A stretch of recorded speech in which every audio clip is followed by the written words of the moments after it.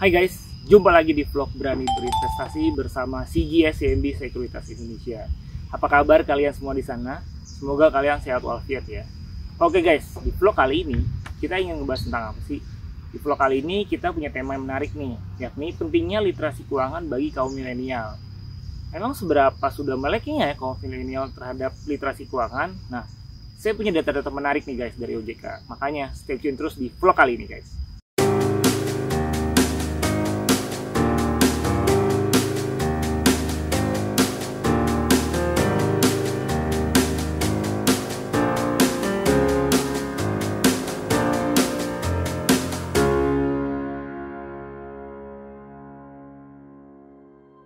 Oke guys, kita lanjutin ya vlog kali ini.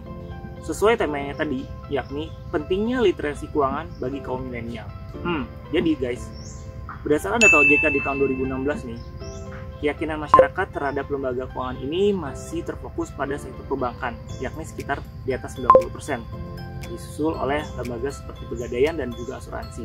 Sementara bagaimana tentang pasar modal? Pasar modal itu di bawah 10% guys. Jadi bisa dibilang masyarakat ini masih belum terlalu yakin terhadap keberadaan pasar modal. Nah, itu juga salah satunya bisa dibilang mereka mungkin kurang percaya ya. Atau kurang yakin karena mereka tidak mengetahui manfaatnya juga seperti apa. Manfaatnya itu seberapa besar sih? Kemudian juga resiko-resikonya yang ada seperti apa. Nah, untuk itulah bagaimana pentingnya kita belajar literasi keuangan. Karena dengan kita belajar literasi keuangan, kita akan bisa merubah mindset kita juga, sikap dan perilaku guys. Dengan begitu, kita akan bisa lebih cermat dalam memutuskan apa saja investasi, khususnya instrumen keuangan yang akan kita lakukan ke depannya. Dan sesuai dengan tujuan dari investasi kita. Karena tentunya ini akan menjadi salah satu bekal yang sangat berguna dan bermanfaat juga dalam menunjang keberhasilan investasi kita di masa yang akan datang. Tadi, nah, kalau misalnya kita lihat lagi nih di data tahun 2016 berdasarkan OJK, ternyata masyarakat ini masih sebagian besar mereka melakukan kebutuhan sehari-hari sebagai tujuan dari investasi. Jadi mereka melakukan investasi ini untuk bisa menjawab kebutuhan sehari-hari mereka.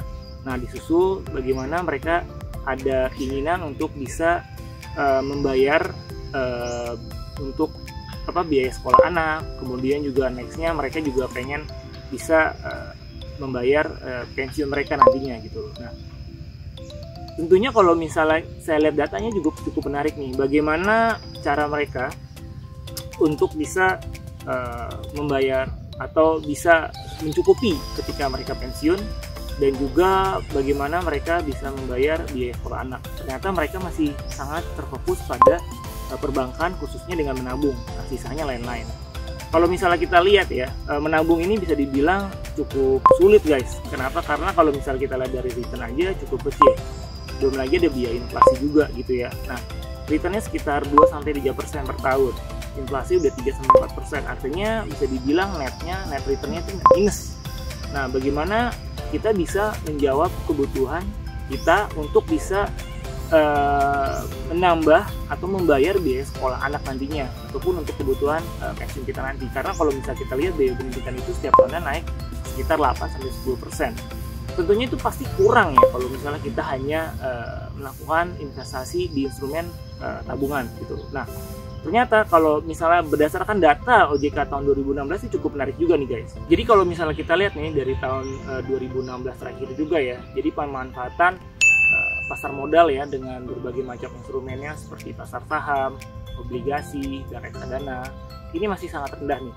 Artinya masyarakat masih belum terlalu percaya dan mengenal juga nih terhadap produk-produk seperti itu. Nah, kalau misalnya kita bandingkan dengan produk perbankan yang sudah cukup populer seperti tabungan dan juga deposito, return yang dihasilkan dari pasar saham, reksadana dan obligasi jelas melampaui dan mengungguli produk-produk dari perbankan.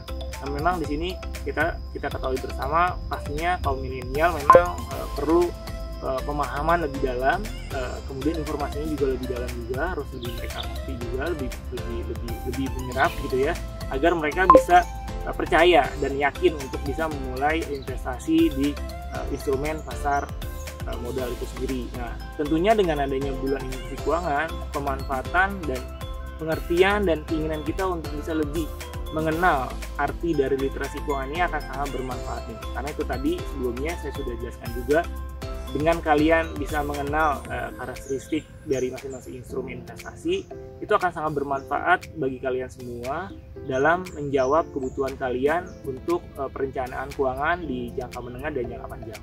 Oke, mudah-mudahan vlog kali ini bermanfaat buat kalian semua, dan jangan lupa kalian untuk klik, komen, dan subscribe di channel YouTube dari CGS CMB Sekuritas Indonesia. Sampai jumpa di vlog-vlog berikutnya. See you. Bye.